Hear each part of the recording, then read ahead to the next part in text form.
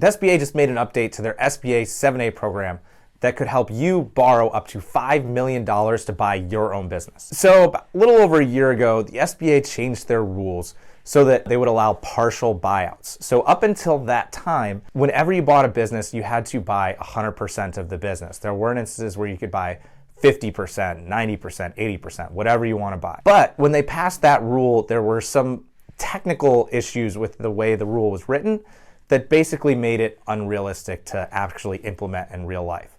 Luckily, they just fixed that. So the problem is that when they first implemented this rule, it meant that anyone who owned the business had to give a personal guarantee for the loan. So if the seller was going to keep 10% interest in the business, they had to guarantee 10% of the loan. So they only do a partial guarantee, but the seller had to put a personal guarantee on the loan that was being used to buy their business.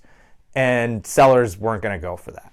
So luckily, just at the end of 2024, there was a change to the guidelines that corrects that. So the seller no longer has to provide a personal guarantee. Only anyone that owns more than 20% of the business has to give a personal guarantee. And they also opened it up when they first implemented this rule. All transactions had to be stock sales. Now they can be asset sales as well. So where we typically see this come into play is a business that requires some type of license.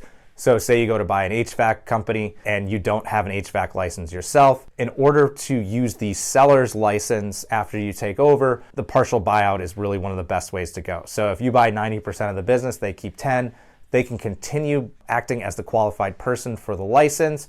Then that gives you time to go and get your own license. Now we're a little worried that this program might actually attract some buyers into industries where really they have no business buying. Do encourage people to typically buy in industries that they have experience and not to use this loophole to try to get around that, because that's the most common reason for a default in a loan is because someone's buying in an industry that they don't have any experience. And we don't want to see anyone give a personal guarantee on a loan that they end up defaulting on. That said, I'm highly confident we're going to do a couple of these deals this year. There's definitely times where this makes sense. So check out our link in our bio if you need help getting an SBA loan.